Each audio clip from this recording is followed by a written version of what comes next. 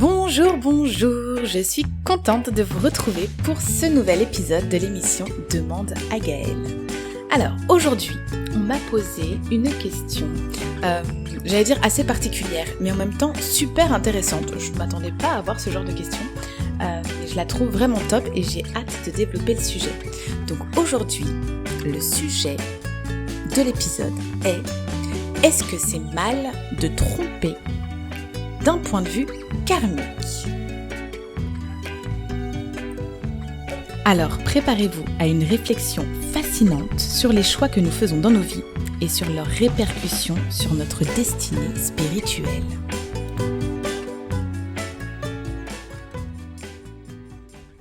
Alors, je vais pas vous donner totalement la définition de ce qu'est le karma. Je me suis dit que j'allais faire des petits épisodes à part, des épisodes spécial lexiques, dans lesquels je définis certains mots qui sont importants dans les épisodes. Donc là, le karma, je l'ai défini dans un épisode à part, donc je vous invite à aller écouter si jamais vous ne savez pas ce que c'est. Bon, je vous dis quand même, pour faire simple, le karma, ça va être les conséquences, l'ensemble des conséquences de nos actes, nos paroles et nos pensées. Donc la question, est-ce que c'est mal d'un point de vue karmique de tromper? On a beaucoup cette notion de, quand on parle de karma, de punition. C'est pas quelque chose que je partage d'ailleurs, mais je pense que cette question découle de ça. En gros, est-ce que je vais être punie? Est-ce que il va m'arriver quelque chose de mal si je trompe? Ou si quelqu'un me trompe, est-ce qu'il va lui arriver quelque chose de mal? D'ailleurs, on va poser le cadre, c'est important, avant que je continue. La question, je vais la développer du point de vue de la personne qui tromperait. Bon, comme toujours, et c'est pour ça que le sujet m'intéresse, mais déjà c'est assez complexe, parce que qu'est-ce que c'est la tromperie? À quel moment on va parler tromperie? Déjà ça va être propre à chacun. Pour certains, ça va être coucher avec quelqu'un d'autre. Pour d'autres, ça va être le simple fait d'instaurer un jeu de séduction, c'est de la tromperie. Le simple fait de répondre à une personne qui, elle, a des idées déplacées, etc., est une tromperie. Donc rien que pour ça, déjà, on voit bien que ça va dépendre de certaines personnes. Cela dit, on peut quand même avancer sur le sujet, c'est-à-dire que peu importe pour vous c'est quoi la tromperie, le fait est qu'à partir du moment où vous considérez qu'il y a tromperie, eh bien il y a tromperie. D'accord ? La tromperie est propre à chacun, enfin le moment où on arrive à la tromperie, c'est propre à chacun. Et donc on va partir de ce fait. Peu importe quels sont vos critères pour parler de tromperie, à partir du moment où vous considérez que c'est de la tromperie, on va pouvoir entamer la discussion. Alors, on vit dans une société où de toute façon, d'entrée de jeu, quand on parle de tromperie, on considère, en tout cas la majorité des gens considèrent que c'est quelque chose de mal. De toute façon, par définition, effectivement, quand on parle de tromperie, ça veut dire qu'on trompe quelqu'un, que ça soit d'ailleurs d'un point de vue de couple ou dans la vie de tous les jours. Tromper quelqu'un, effectivement, ça a cette connotation un peu mauvaise envers une autre personne. Mais alors encore une fois, la tromperie, comme je l'ai dit au début, c'est les limites de la tromperie sont propres à chacun. On va se caler une limite, on va dire un juste milieu pour essayer d'englober tout le monde, adapter ce que je dis à vos limites à vous, mais on va parler par exemple de se dire, ok, à partir du moment où une personne embrasse quelqu'un d'autre, il y a tromperie. Ok ? Donc, on se dit, voilà, il y a un couple, et puis on va prendre madame pour changer, parce que c'est quand même souvent les messieurs qui ont le mauvais rôle sur le sujet. Madame embrasse un autre homme. Je parle d'un couple hétéro aussi, parce que je peux pas faire tous les cas, mais bien évidemment j'englobe tout le monde. Couple hétéro, monsieur, madame embrasse un autre homme.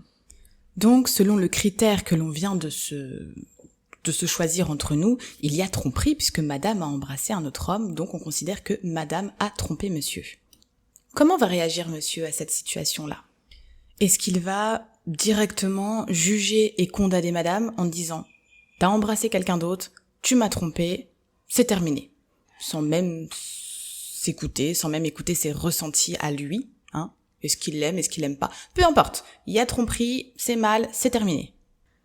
Est-ce qu'il va être à l'écoute de ses ressentis et se dire « Waouh, ça me fait très mal, ma femme a embrassé quelqu'un d'autre, j'ai mal au cœur, ça me touche, ça me blesse, je suis trop blessée, cette personne m'a trop blessée, c'est terminé.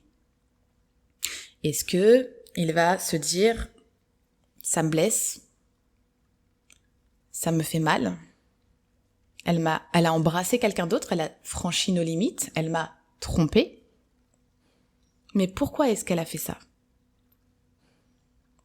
Pourquoi elle a été embrasser quelqu'un d'autre? Est-ce que j'ai fait quelque chose de mal? Est-ce que quelque chose ne va plus dans notre couple? Je vais lui poser la question et puis j'aviserai ensuite en conséquence. Ou est-ce que monsieur va pouvoir aussi se dire peut-être, bon, madame a embrassé un autre homme, madame ne m'appartient pas. Elle avait très certainement des envies. À ce moment-là, il a dû se passer un tas de choses qui fait qu'elle en est arrivée à embrasser cet homme. On va en discuter ensemble et je vais voir ce que ça signifie pour elle et ce qu'elle veut pour nous. Embrasser quelqu'un d'autre ne veut pas dire qu'elle ne m'aime pas. Donc on en discute. Bon, là, j'ai donné l'exemple de plusieurs cas possibles de réactions, de choses qui peuvent se passer dans des couples. Déjà, j'insiste bien qu'il n'y a pas de règle sur ça. Une réaction n'est pas plus ou moins bien qu'une autre. Chaque réaction appartient à chacun. Mais ce que je veux vous montrer avec ça, à travers ça, c'est que cette notion de jugement qu'on porte sur la tromperie, mais finalement, elle est bien propre à chacun. C'est-à-dire qu'on a ce côté, de par les films, de par la religion aussi, qui punit l'adultère, comme quelque chose de mal. Et puis on a ce qui se passe dans la vraie vie, lorsqu'on est confronté à certaines situations et justement comment on désire les accueillir. Donc finalement, le fait de savoir déjà d'un point de vue humain, de notre point de vue à nous, si la tromperie c'est mal ou pas, on voit bien que c'est propre à chacun. C'est propre à chacun et c'est surtout propre à chacun lorsqu'il se retrouve dans la situation. Parce que c'est facile de dire, ouais, moi je ferais ça, et puis finalement, quand ça arrive, on sait pas. Et là aussi, alors je fais une petite parenthèse parce que c'est pas forcément le sujet, mais lorsqu'on arrive à avoir un petit peu de hauteur et qu'on prend conscience que certaines de nos réactions, certaines de nos exigences envers l'autre est liée à nos propres blessures, à nos propres peurs, justement, on arrive un petit peu à renverser les choses et à peut-être se dire, et à pas condamner automatiquement en se disant la tromperie c'est quelque chose de mal. Parce qu'en face de nous, voilà, la personne qui trompe est aussi une personne, a aussi des peurs, des blessures, des besoins. Je ne sais pas, les raisons, il y en a des tonnes et des tonnes. Donc je reviens à cette notion de karma. Bon, déjà il faut bien comprendre que le karma individuel, il est individuel. Car il existe, oui, du karma collectif, mais là, c'est pas le sujet. Mais à partir du moment où votre karma est individuel, c'est vous-même qui le générez. D'accord? Ce sont vos actes, vos pensées, vos paroles qui génèrent votre karma. Je vous ai dit que le karma, c'est la somme de vos actions, de vos actes. Bon, je vais dire que actes et actions, sinon ça va être trop long à chaque fois, mais pensez bien que quand je parle d'actes et d'actions, je parle également de vos pensées et de vos paroles. En fait, c'est tout ce qui va générer de l'énergie. Et donc, qui va créer des choses en conséquence à cette énergie que vous libérez.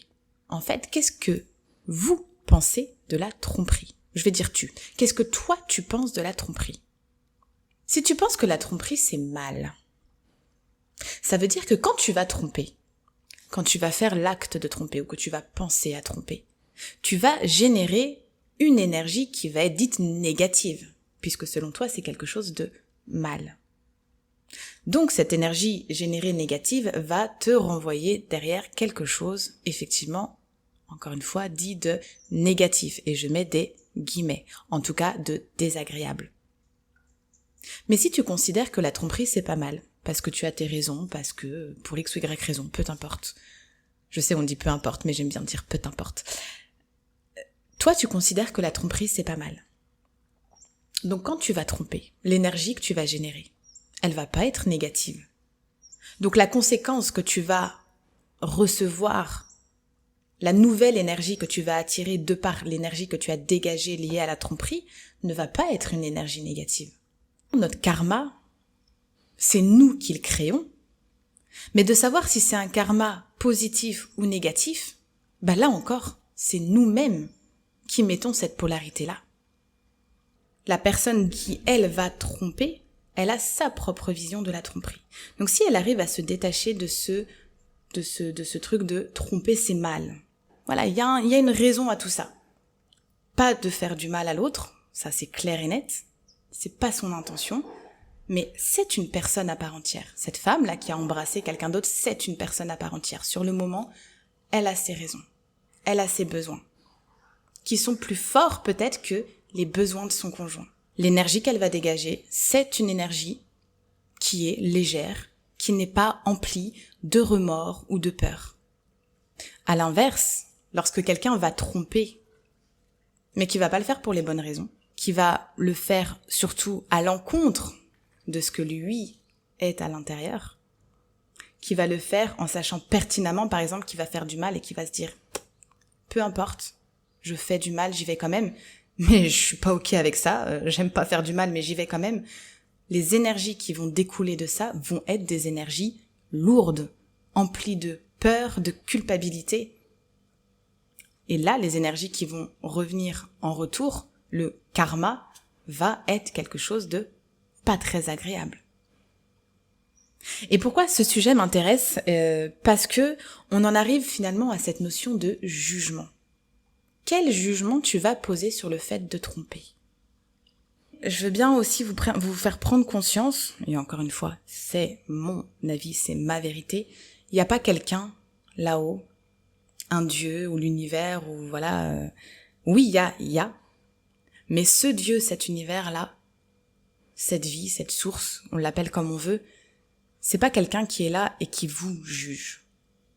C'est-à-dire le karma, c'est là où je voulais en venir, le karma c'est vous qui vous le créez. Il n'y a pas quelqu'un d'extérieur à vous qui observe ce que vous faites en se disant « tiens, lui il a fait ça, c'est bien, c'est bon, on va lui renvoyer des choses positives. Oh tiens, lui il a fait ça, oh c'est pas bien. Oh putain, lui on va lui envoyer des petits trucs pas sympas pour le punir. » C'est pas comme ça que ça se passe. C'est vraiment ça que je voulais vous faire prendre conscience. C'est-à-dire que personne d'extérieur à vous ne vous juge à part vous-même. Personne.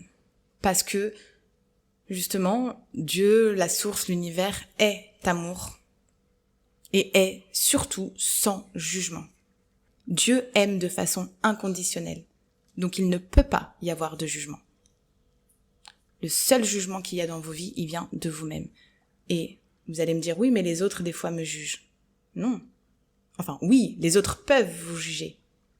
Mais soit ça vous atteint parce que vous-même, vous posez le même jugement sur vous, soit ça ne vous atteint pas parce que vous êtes OK avec vous-même et que la personne en face de vous pourra vous dire ce qu'elle veut, ça ne vous touchera pas. Vous êtes responsable de votre karma. C'est vous qui le créez, pas une personne extérieure.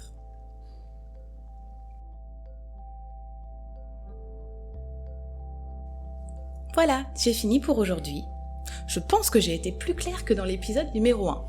En tout cas, j'ai beaucoup aimé ce sujet. Je remercie les personnes qui m'ont posé cette question et j'ai hâte que l'on se retrouve pour le prochain épisode dans lequel on parlera, attendez, je regarde mes notes, des liens d'âme. Super, intéressant. Je vous souhaite une bonne fin de journée, une bonne nuit, je ne sais pas. Et je vous dis à la prochaine. Quels sont les différents liens d'âme qui existent ?